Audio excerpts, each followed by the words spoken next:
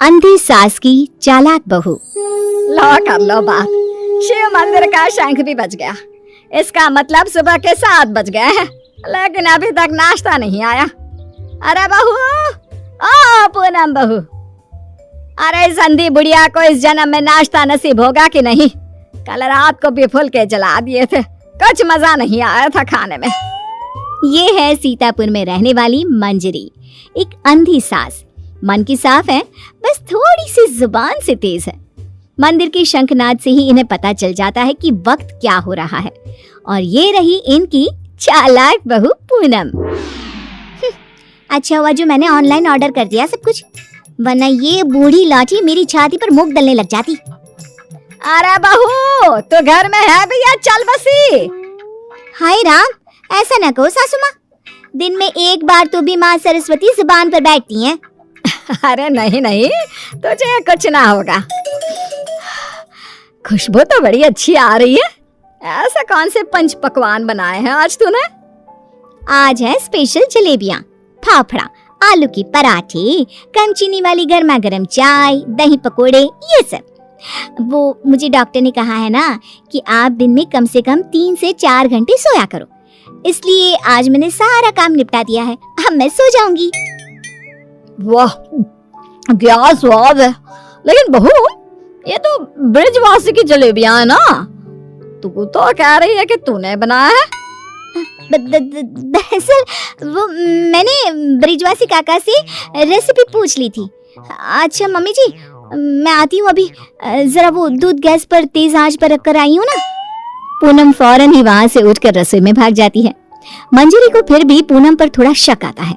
पूनम ऐसे ही रोज अपने पति के पैसों को खर्च करके बाहर से खाना मंगवाती और अपनी सास से कहती कि उसने खुद बनाए हैं।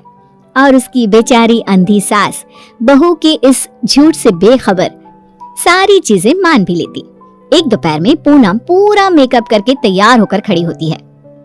चलो फटाफट पतली गली पकड़ के निकल लेती हूँ, इससे पहले कि बुढ़िया मुझसे टकराए। बेचारी मेरी अंधी सासू माँ, उसे लगेगा कि मैं सो रही हूँ, जबकि मैं तो अपनी जानू से मिलने जा रही हूँ। पूनम हर दोपहर को अपनी सास को बेवकूफ बनाकर बाहर अपनी बॉयफ्रेंड लखन से मिलने जाती थी, और आज भी कुछ यही प्लान था। ए जी ओ जी लो जी सुनो जी, मैं हूँ मन मौजी, करता हूँ मैं जो वो तुम भी करो जी। 1 2 का 4, 4 2 का 1, माय नेम इज लखन, सजनों का सजन मेरा नाम है लखन। लखन तुम भी ना बिल्कुल एंटीक पीस हो। यार पूनम, हम कब तक ऐसे छुप छुप कर मिलते रहेंगे? एक तो मेरे पास कोई नौकरी भी नहीं है, वरना यह दिल वाला अपनी दुल्हनिया को खुद ही ले जाता। टेंशन मत लो, जब तक तुम्हारे पास पैसे नहीं आ जाते तब तक हम दोनों के लिए मेरा ससुराल है ना, मैं सब देख लूंगी। लेकिन तुम्हारे पति को शक वक हो गया तो? अरे मेरा पति तो मेरा दीवाना है, आंख बंद करके मुझ पर भरोसा करता है। उसके पास से घी निकालने के लिए उंगली टेढ़ी करने की नौबत तक नहीं आएगी। ओए होए, ओए होए, शुक्रिया मेरी जान, love you love you love you. I love you too. इसी तरह दिन बीतते रहते हैं। एक रात देवेश बहुत खुश अपने ऑफिस से घर लौटता है। माँ, पूनम, एक खुश खबर है। ऐसी खुश खबर कि जिसे सुनकर आप दोनों फूले नहीं समा पाओगे। अरे तो जल्दी बताना फिर। हाँ हाँ, इतना सस्पेंस मत बढ़ाओ। मुझे कंपनी में CEO का पोस्ट मिल गया है। अरे वाह, जुग जुग जियो मेरे लाल। अब तो एक बड़ा माखन का कनस्तर चढ़ाऊंगी भोग में अपने कान्हा जी को।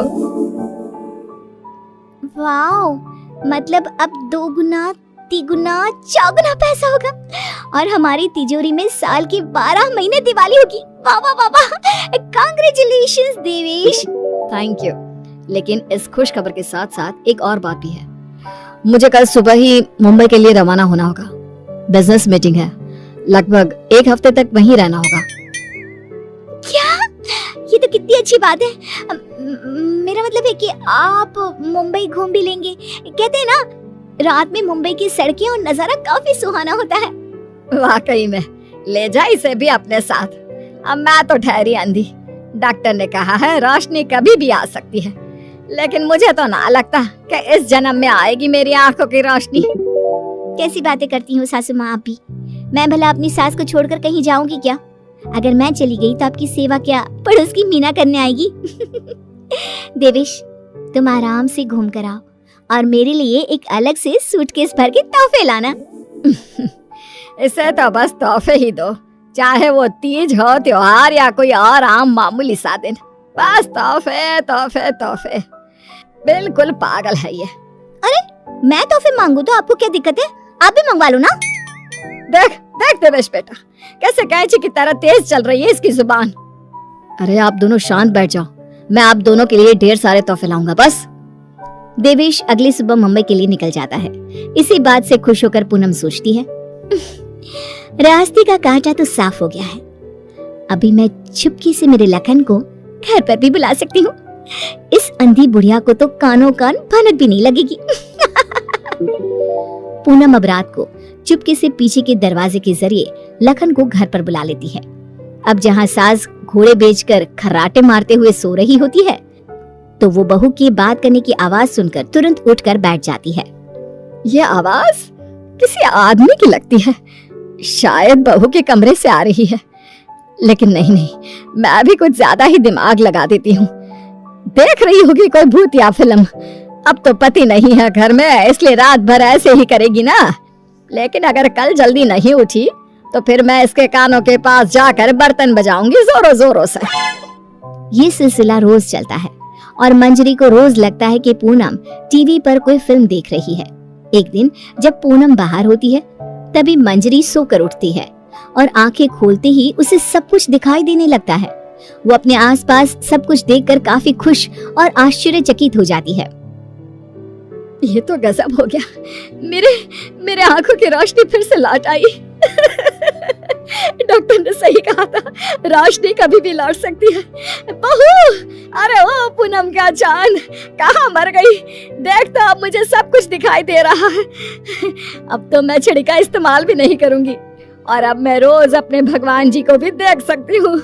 पूनम! मंजरी अपनी बहू को आवाज लगाते हुए पूरा घर तलाशती है, लेकिन पूनम उसे कहीं नहीं दिखती। तभी उसकी नजर तिजोरी पर पड़ती है जिसका ताला नहीं लगा था। इस पर वो जैसे ही तिजोरी खोलती है तो हैरानी से उसकी आंखें फटी की फटी रह जाती है। ये कैसे हो सकता है? जहाँ तक मुझे पता है, देवेश ने कहा था कि वो घर खर्च के लिए 25,000 दे के जा रहा है, लेकिन यहाँ तो उसका आधा भी नहीं है। जरूर ये पूनम ने पैसे अपने शॉपिंग पर खर्च कर दिए होंगे। पैसे को पानी तरह बर्बाद करती फिरती है। आने दो उसे, फिर देखती हूँ उसे। तब तक मैं अपने भगवान के दर्शन कराती हूँ। मंजरी मंदिर जाती है, अच्छे से दर्शन करती है और खुशी खुशी वापस घर की तरफ चल देती है। जहाँ रास्ते में उसकी नजर मंदिर के पास बहती नदी के किनारे बैठी अपनी बहू पर पड़ती है, जो लखन के साथ वहाँ बैठी थी। ये यहाँ क्या कर रही है और इसके साथ कौन बैठा है? पता तो करना ही पड़ेगा। अब मंजरी चुपचाप आगे बढ़ती है और वहीं पास में एक बड़े पेड़ के पीछे छुपकर उनकी बातें सुनने लगती है। सुनो लखन, कल मेरा पति आने वाला है। आज रात को तुम आना और हम दोनों पूरी तिजोरी पर हाथ साफ कर देंगे। और भी बहुत सारा बेशकीमती सामान पड़ा है घर पर, उसे भी हम अपने साथ लेकर यहाँ से भाग जाएंगे। आइडिया अच्छा है मेरी जान, अब हमें कोई नहीं रोक सकता। हम ना यहाँ से सीधा सिंगापुर जाएंगे डार्लिंग। बाप रे बाप, इसका मतलब इस महारानी का इस मुफ्तखोर के साथ चक्कर चल रहा है। अच्छा, तो मेरे बेटे को लूट कर अपनी दुनिया बसाने का प्लान चल रहा है। अब रुक, तुझे दिखाती हूँ दाल और आटे का भाव। अब घर पे अच्छे से डोली सजाती हूँ तेरी विदाई के लिए। मंजरी वहां से चली जाती है और कुछ देर बाद जब पूनम घर लौटती है तो वो दोबारा उसके सामने अंधी होने का नाटक करने लगती है। अरे सासू माँ, व्हाट्सएप? अरे कुछ नहीं बेटा, बस वो देवेश की याद आ रही थी। अरे सासू माँ, इतना लोड क्यों ले रही हो? वैसे भी वो कल तक वापस आ ही जाने वाला है, फिर क्यों खामखा परेशान हो रही हो आप? वैसे भी कल से आप दोनों माँ बेटे अपने रोने के दिन भरने शुरू कर देना। क्या कहा? मेरा मतलब कल जब आएंगे 1 हफ्ते के बाद, तब आप कर लेना ना भरत मिलाप, गले मिल के जी भर के रो लेना। अच्छा, ऐसा कह रही है क्या तू? ठीक है, चल बहू, मेरे ना घुटनों में काफी दर्द हो रहा है, थोड़ा बाम लगाकर मालिश तो कर देना बेटा। और हाँ, 2 दिन बाद 7 पंडितों को भोजन खिलाना है, उसके लिए मसाले भी तो तैयार करने हैं, सिलबट्टे पर ही पीसना है उनको, घर के पिसे शुद्ध मसाले चाहिए। लेकिन सासू माँ, मैंने जो कह दिया सो कह दिया, अब कोई आना कानी ना करना, ठीक है? वरना देवेश को फोन करके बता दूंगी। हाँ, मंजरी अपनी बहू पूनम से जानबूझकर सारा काम करवाती है और ना चाहते हुए भी पूनम को वो सारा काम करना ही पड़ता है। आखिरी बार थोड़ी एक्स्ट्रा सेवा करा लेती हूँ इस नासपिटी कर्मजली से। मुझे इतने सालों तक उल्लू बनाया ना, अब इससे एक दिन में कैसे सूखी मिर्ची बनाती हूँ, देखना। सारा दिन काम करके पूनम अपने कमरे में जाती है और रात को लखन पीछे के दरवाजे से घर में घुस आता है। किधर है सारा माल? जल्दी करो, अपने पास बिल्कुल भी टाइम नहीं है। पूनम और लखन मिलकर सामान चुरा ही रहे होते हैं कि तभी वहां पर देवेश और मंजरी आ जाते हैं और उन्हें वहां देखकर पूनम और लखन के पैरों तले जमीन खिसक जाती है।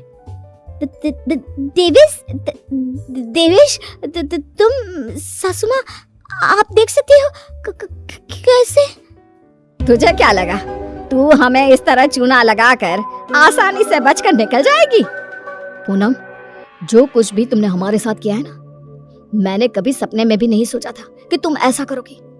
बहुत बहुत गलत किया तुमने। और तू लंगूर लखन, तेरी तो ऐसी की तैसी।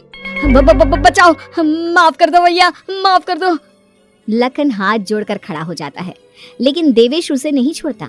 वो तुरंत पुलिस को बुलाता है और पूनम और लखन को फ्रॉड और चोरी के केस में अरेस्ट करा देता है।